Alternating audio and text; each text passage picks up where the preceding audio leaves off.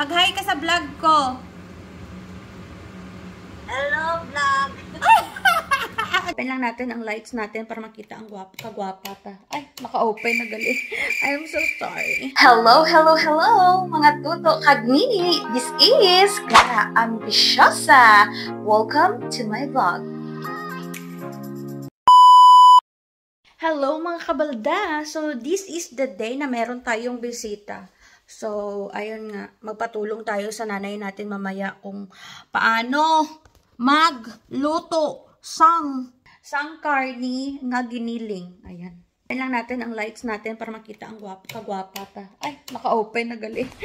So emotional damage! Unahin ko muna na maglinis dito sa kusina namin. Everyday talaga mga kabalda. Kusina talaga namin ang napaka-bonggacious na linisan. So, hindi na tayo mag-mic, mabatian yung man ko. Diyan lang yung mga kabali natin kasi gagamitin ko yung kaldero na malaki na to. Ating hugasan. Mag-refill lang tayo nito kasi ito ang iniinuman ni Toto. Gusto niya kasi yung napakalamig na tubig talaga. So, gasan lang natin to. So, ayun nga mga kabalda, no?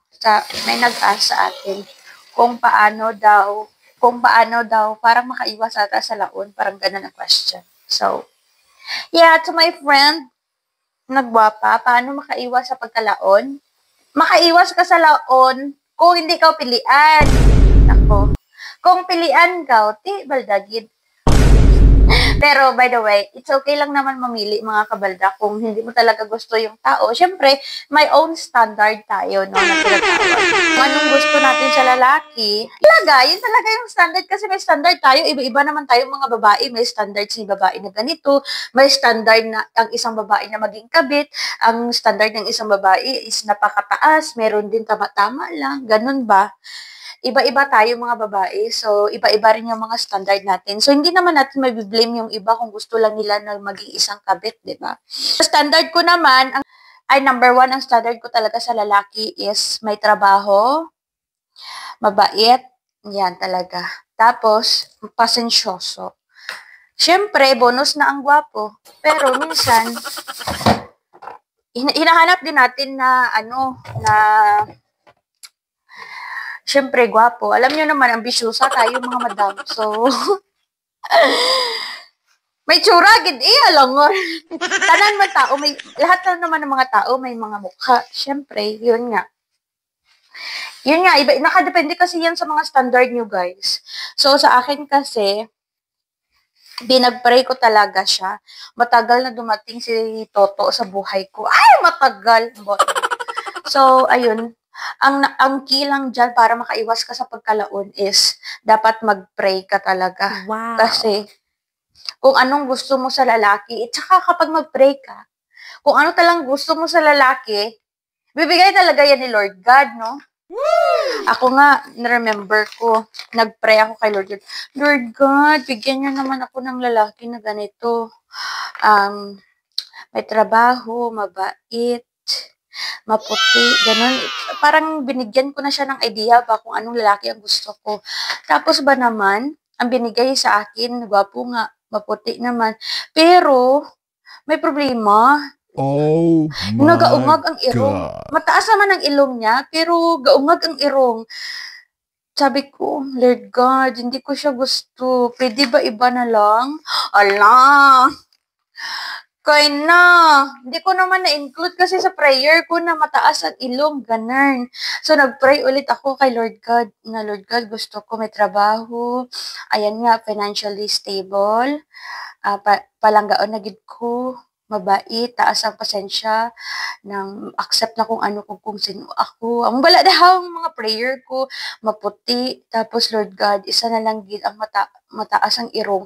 Amo gid ang gipray ko, di ba? Wow. Amo gid nang na-pray ko. Tapos, nag-break na kami tong sa isa ko nga gi-pray. Amo to. Tapos, nagkakilala kami nito nga. So, yeah, effective prayer is the best dito ng prayer. Amo lang man basta, i-pray mo kung ano ang gusto mo sa isa ka tao. Ibigay ni Lord God sa imo. Tapos, syempre, patience is the key. Kung may kilala ko nga amo sa to, amo na dito tayo. And syempre, panilagan mo, anay. Dapat panilagan mo, anay, ang lucky. Di maluto ko sang, mainit ko sang oatmeal nga giluto ni Toto. Ayan lang mga mga kabalda. Pray mo kita na para nice. Kaya kung binigay ni Lord, the best gift, hindi sa dati kasi nung may love life ako, sabi ko, Lord God, bigay mo na siya sa akin. Pero hindi yun ang gusto ni Lord God, ni Lord para sa akin na lalaki. Pero ako lang may gusto na ganun. Lord, sige na please, kahit ayaw mo, bigay mo na lang sa akin, ganun. Pero paano na lang kung napunta ako doon sa lalaki na ganun, na hindi niya pala gusto, kundi nagkalitsi-litsi ang ang luha ko ngayon. Gatarangso ang sipon, tsaka luha ko. Diba? So, yun nga, may timing talaga ang lahat. May time. Hindi lang tayo magpamadali sa gugma. Kasi darating talaga yan. Alam nyo guys, no, dati, hindi talaga ako maniwala na mag-pray siya ang binigay talaga ng Panginoon. Parang, really? Ginuugid ang tugro. Wala ako na question ko before na kapag may mga mag-share sila about life, parang nagpe-pray naman ako kay Lord God na gano'n, pero really? Sa akin nga, hindi nga binigay, puro palpak, gano'n. Parang hindi ako nagapati, pero umpisa kita na tong feeling ko nga, Lord God, tapos na ko, tama na. So, ikaw na ang bahala sa tanan. Parang pinapaubaya mo na gid ba sa nga, Lord God, ang kapoy na gid ko, ikaw na gid bahala.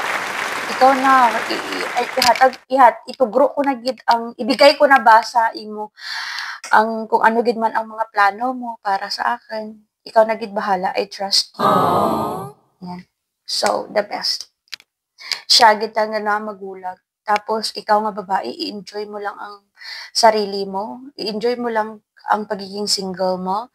Happy ka lang, ganon. Kung may makilala ka, go ahead.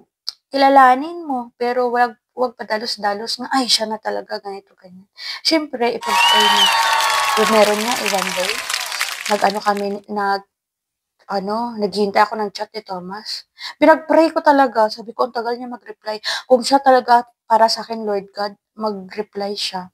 Pero kung hindi, sige, kunin mo na lang talaga siya sa buhay ko. Ayaw ko na. Ganon? Okay. Pagkatapos ko ka-pray, no, nag-chat na. Maan lamang. Tapos, nagapangayot man ko sang sign kay Lord God kung siya nagid ba. Ganon. Sign. Basta talaga, naku, kung alam nyo lang talaga yung mga friendship ko lang. Soon, i-share ko sa inyo ang mga, mga love story ko para bongga. Soon na, para may ichika tayo. Guys, yung nagtanong ko paano hindi maglaon, number 1 is prayer. Wow. Mag-pray ka sa Lord kung ano ang gusto mo sa isa ka lalaki.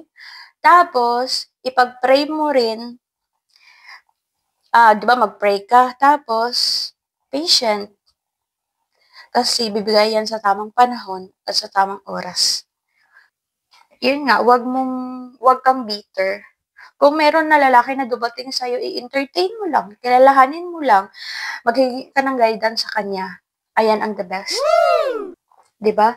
Tapos pala, halimbawa, siya na pala ang the right one para sa'yo. Tapos, ini-snub-snub mo, diba? Parang hindi mo lang ini-entertain. Basta ikaw talaga yung nakakaalam, mafe-feel mo yan eh. Pero pag alam mo na talaga na siya na ang para sa'yo is, mafe-feel mo talaga, walang what if. Walang doubt. Sure na sure. Parang expert sa gugma. Hindi ko expert sa gugma ha, na experience ko lang. So, iba-iba tayo ng experience, mga kabalda. Ang iba ng mga babae, di pamana nila, kainagaw nila. Oh, may nakarelate ba dyan? Kahit may ang asawa ang lalaki, tapos ang lalaki is mahal pa rin ng ex, bumalik sa ex, di ba? Kaya nga, iba-iba talaga tayong story. So, nasa sa atin na talaga kung paano tayo makahanap ng para sa atin. So, kung malas ka man ngayon sa love life mo, ipag-pray mo talaga. Hindi kami ang mag-pray sa love life mo. Aba naman. Kausapin mo si Lord. Kasi siya lang ang nakakaalam. Hindi ibang tao. Taon ta. So, tulog ako kanina mga kabalda. Ito pala. Ayan. So, meron niyang blueberry. Oatmeal yan mga kabalda. Nilagyan niya ng blueberry jam. So, try natin. Lagyan natin ng gatas. Para makapaghimos na tayo mga kabalda. Kasi, alam niyo naman, may bisita tayo. Nido ang ilalagay natin dito mga kabalda kasi nga wala tayong Bear Brand. Walang Bear Brand kasi sa EJ, so nido na lang. 45 naman to, so pwede sa mga matatanda, ganun. Check natin kung masarap ba itong blueberry. Ito, first time ko itong makatikim ng blueberry. Blueberry na to eh. Check muna natin itong blueberry kung masarap ba to. Ayan oh, kunti lang. Kasi, jam kasi to. Nilagay to. Wala man lasa. Ang lasa man.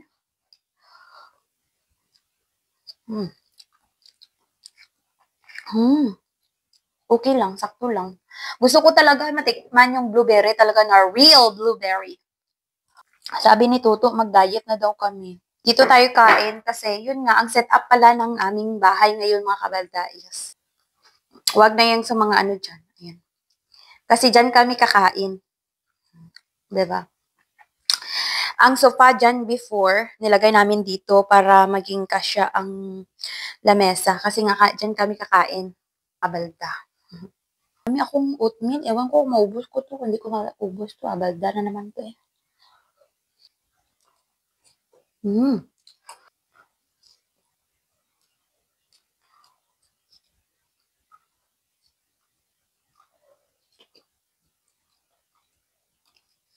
Mga kabalda, so nakita niyo si nanay ko, nag-pray yan kasi matulog na siya. Nagpaturo ako sa kanya paano magluto. Paano magluto. Ayan mga kabalda, inuna na natin magluto kaysa sa maglinis. Pero naglinis na ako kanina, marami tayong ano.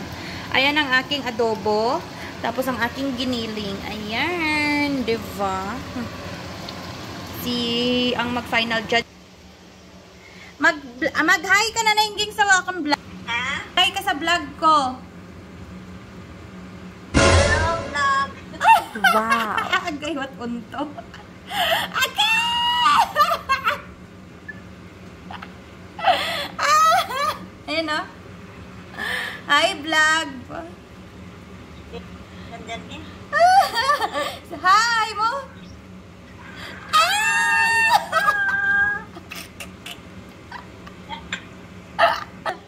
Ayan guys, so mag-ano na tayo. Mamaya meron na tayong bisita mga guys. So laban lang. So update kit ko kayo later. Ayan mga kabalda, may bisita kami today. So ayan, waiting. Ininit ko lang ang mga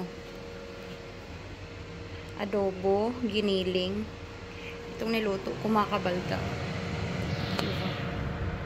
Ninit ko lang. Kabalda. May peseta kami. Sunog ang buli. For the go na. For the go. Kay man, luto kami. Kay nagbuto-buto man ang lumpia. Ay, tikandi. Gi-air fry na lang ni Thomas. Now, waiting na kami sa aming Vazara. Okay, nag-prepare na.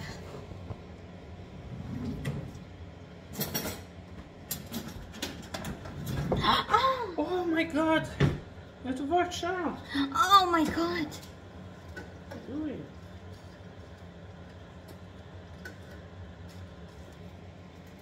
So, it's okay na?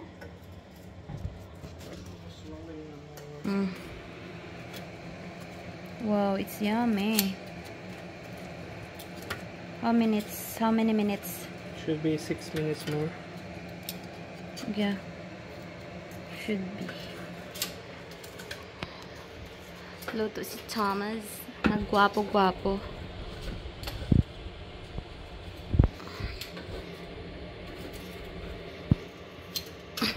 Oh, Very serious. Smile ba? Shada. Serious, git ba? Yan. Mas masarap sana kung iprito sa mantika. Smile, Shada.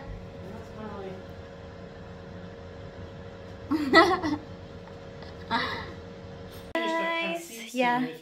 Hi, guys. Hi. Umuwi ng bisita namin, guys. At alam nyo ba, guys, na na binigyan ako ni Maretta and Trina ng flowers. Flowers. Ayan, diba? Bongga.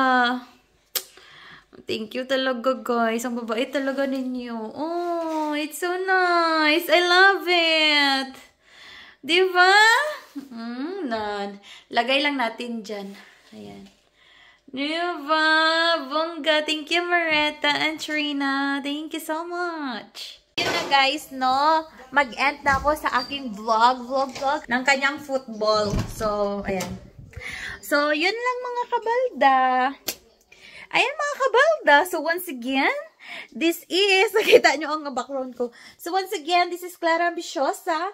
Bahala, wala kwarta, basta may udong tinapang halap. It's na, I love you. Mwah!